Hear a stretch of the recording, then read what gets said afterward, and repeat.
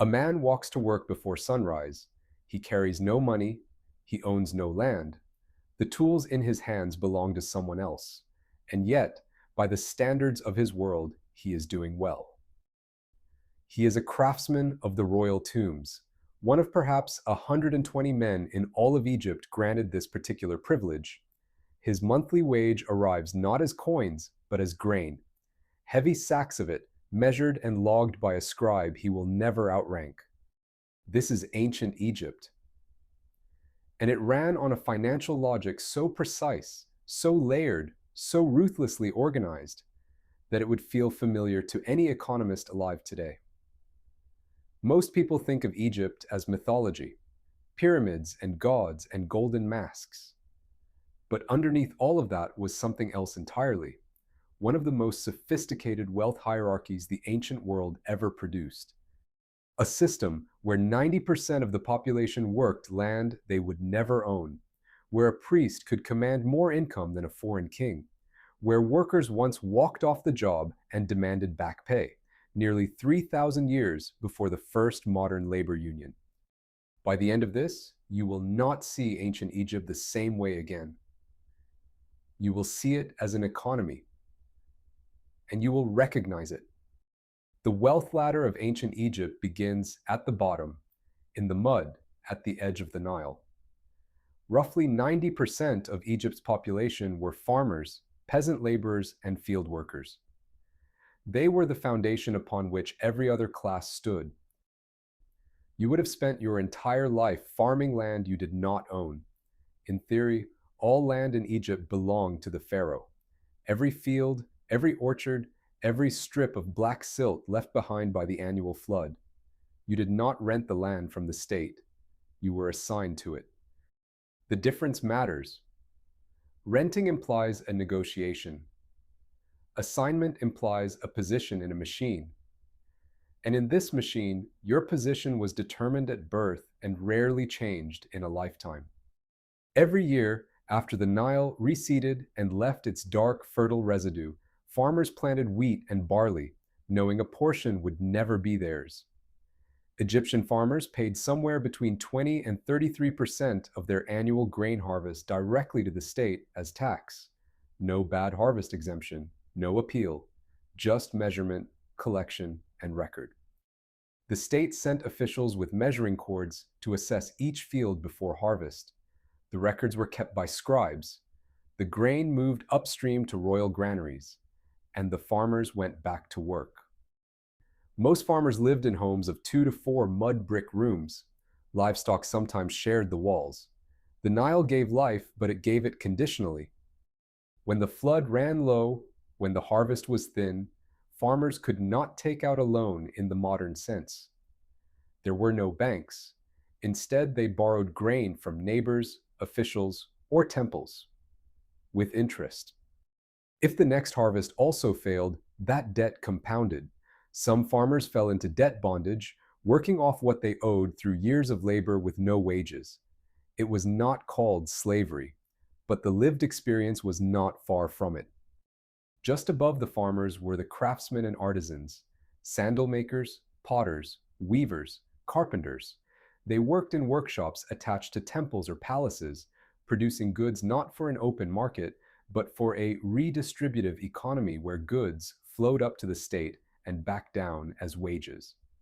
Egypt had no coined money, no gold coins changing hands at a market stall. Instead, the standard unit of value was the copper deben, roughly 91 grams of copper, which served as a measuring stick for trade. A pair of sandals, a jar of oil, a goat, all priced in deben. The math was possible without the money being physical. But there was one class of craftsmen that stood apart from all others.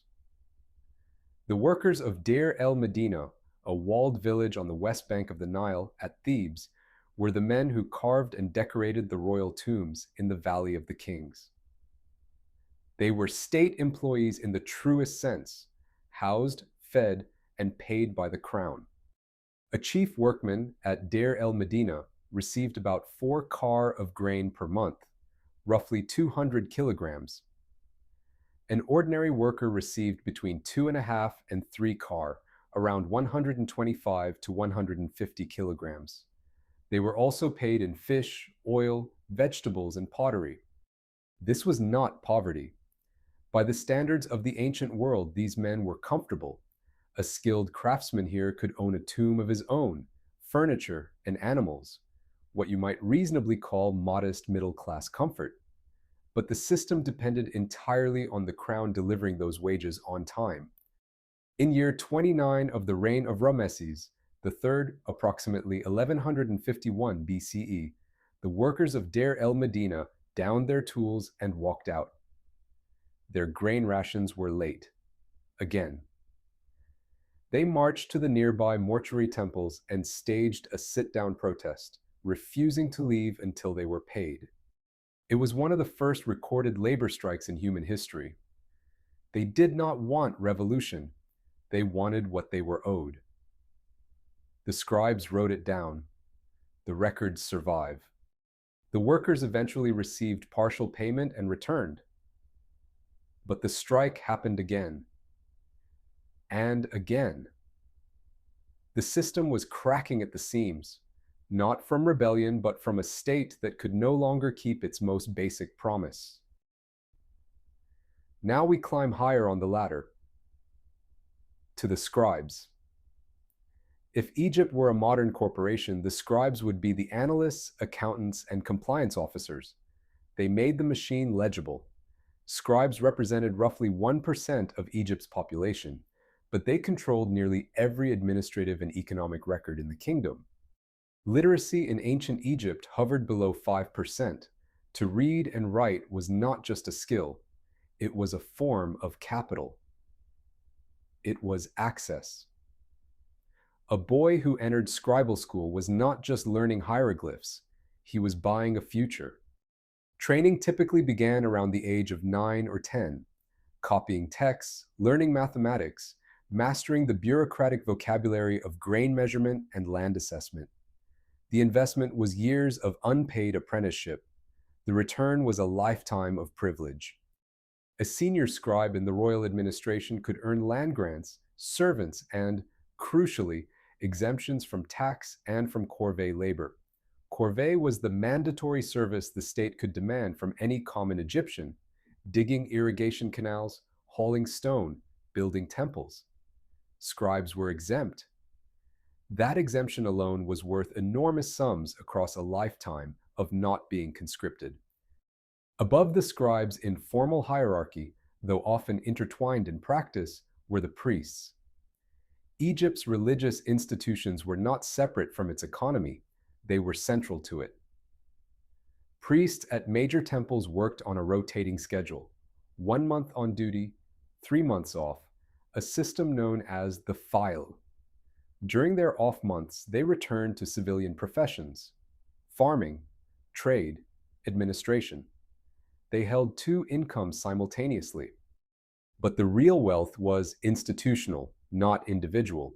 By the reign of Ramesses III, around 1180 BCE, Egypt's temples collectively controlled up to 30% of all arable land in the country.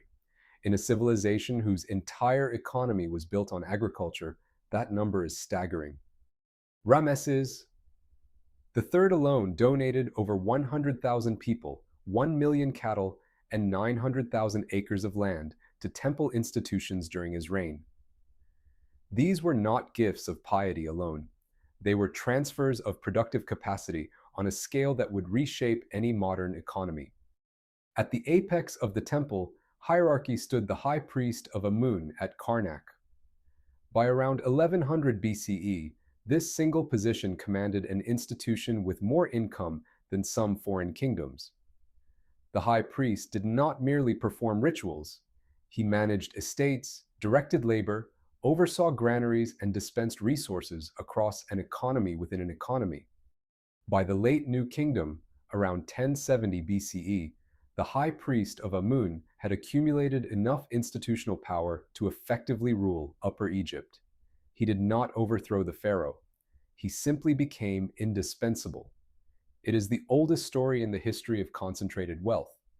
the manager who becomes the owner. Now the nobles, the senior officials, regional governors called nomarchs, military commanders, and the viziers who were the highest-ranked administrators in the land. A vizier was, functionally, a prime minister, managing the tax system, overseeing the courts, directing construction, and serving as the pharaoh's primary executive.